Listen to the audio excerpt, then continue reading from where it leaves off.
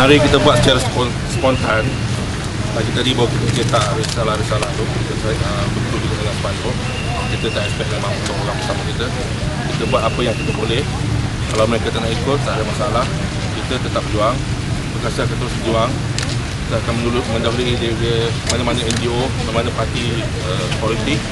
Demi Islam kita akan ke depan. Perkasa sangat marah, sangat terkejut berkaitan dengan berita terbaru berkaitan dengan tuition pada hari Ahad kepada murid-murid Islam di Jalan Kuchai Lama, yang rupa-rupanya tuition tersebut mengajar anak-anak Melayu, anak-anak Islam menyanyi lagu-lagu memuji, mengasihi Yesus dan juga menceritakan sejarah-sejarah Yesus, yang kita lihat ini cara pendekatan daripada pihak gereja, pihak pendakwah Kristian untuk menyerapkan nilai-nilai Kristian kepada anak-anak yang masih mentah. Ini berita sungguh terkejut. Kerana apa? Satu demi satu kita lihat pihak gereja mula memainkan peranan mereka untuk memurtadkan orang Islam. Daripada peringkat awal didesak supaya dibolehkan menggunakan kalimah Allah yang sepatutnya memang tidak boleh di dalam enactment undang-undang bukan Islam. Perkataan-perkataan seperti Allah, Bismillah tidak boleh dipergunakan oleh mana-mana orang-orang bukan Islam. Berbagai perkataan-perkataan yang tidak boleh digunakan. Tapi mereka tuntut kalimah Allah untuk digunakan dalam buku-buku terbitan mereka. Kemudian mendesak kerajaan untuk mereka menggunakan bahasa Melayu di dalam semua kitab Injil mereka. Kitab Injil mereka sekarang boleh didapati di mana-mana dalam bahasa Melayu. Kemudian perjumpaan wakil-wakil rakyat Kristian di Pulau Pinang begitu terang sekali berikrar untuk menjadikan Kristian agama persekutuan satu hari. Dan juga Perdana Menteri Malaysia selepas ini datangnya daripada orang Kristian. Begitu tersusun nampaknya pihak pendakwah-pendakwah Kristian, pihak gereja yang melangsungkan niat mereka dalam majlis yang terkini di Damansara dengan tidak kurang 12 orang Islam ditaja untuk jamuan buka puasa, berbagai taklimat, berbagai risalah diedarkan di dalam gereja untuk mengelirukan umat Islam, dan niat mereka tidak lain kecuali untuk memurtadkan orang Islam. Dan yang terbaru, yang semalam kita dengar berita di akhbar-akhbar dan juga di TV di Jalan Kelang Lama berkaitan dengan murid-murid sekolah Islam diajar menyanyi, memuji, memuja, mengasihi Yesus. Dan sampai satu tahap sekarang umat Islam sepatutnya tak usah memikirkan soal parti lagi. Demi Islam, orang-orang Islam patut bersatu tanpa mempunyai ketua di dalam parti. Begitu juga dengan pemimpin-pemimpin Islam lain.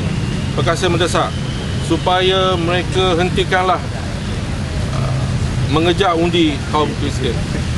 Baik UMNO, baik PAS, baik pemimpin Melayu dalam PKR, hentikanlah mengejar kebulukan undi orang Kristian sehingga menggadai maruah agama Islam.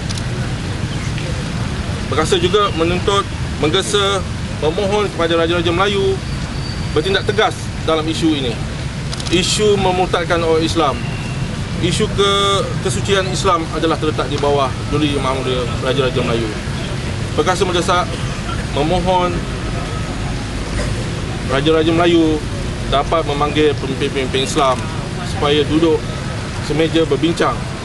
Boleh berlainan politik, berlainan ideologi politik, tapi jangan berlainan dari segi akidah. Totally clear. Masing-masing semua takut nak mempertahankan Islam. Kalah.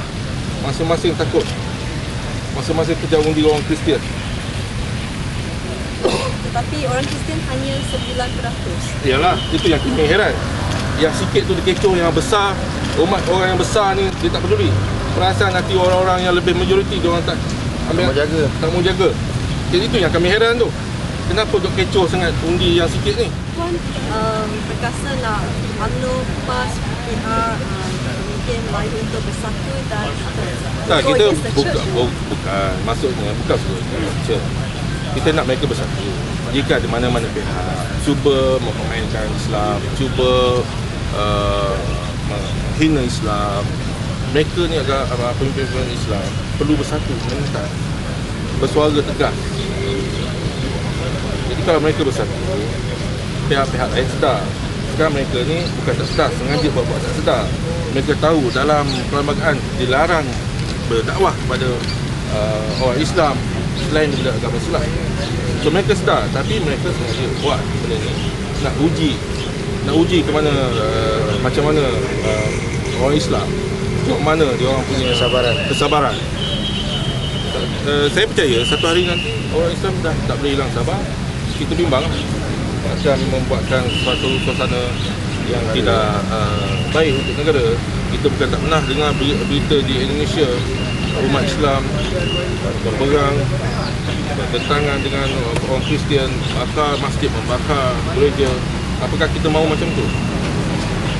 Sebab tu kita desak, kita mohon Radio Melayu panggil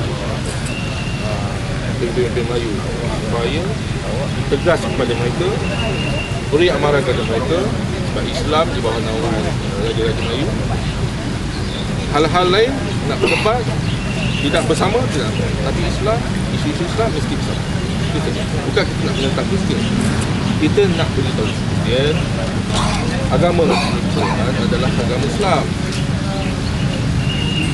dan undang-undang mengatakan tidak boleh berdakwah kepada orang Islam. Dia mesti ingat, mesti tahu itu saja. Kalau mereka buat lagi akan diambil tindakan. Tapi masalahnya sekarang ambil tindakan macam mana? Masing-masing tak nak. So maksudnya Perkasa mahu UMNO, PAS dan PR untuk speak up against the... Pertahankan Islam. So mereka tidak memberikan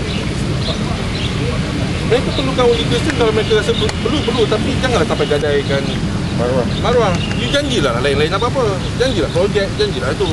Janganlah janji you boleh buat apa saja sampai muntakkan orang pun diam.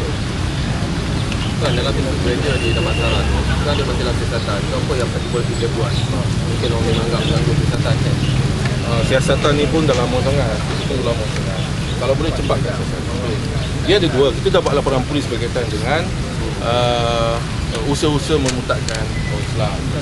JAIS boleh ambil tindakan pada orang Islam sama ada diorang kasih motivasi atau counselling atau apa. Tapi mereka yang cuba mendakwahkan kepada orang Islam, cuba menyebarkan ajaran lain kepada orang Islam, itu salah di segi undang-undang. Itu tindakan polis.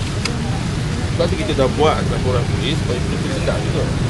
JAIS menyiasat di satu sudut, polis menyiasat di sudut. So kita pun desak benda ni biar cepat.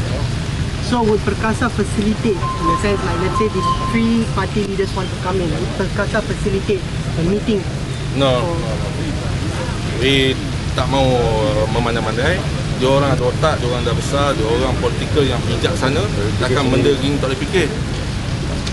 Kita hanya minta, kita hanya idam-idamkan. Tapi kita taklah nak sampai menganjurkan benda tu. Perlu. What do you think of the support you got today? I'm very frustrated, but like I just told you, kita buat in-hoc, pagi buat banner dan tak buat sebaran apa-apa. Apa yang ada, it's no problem.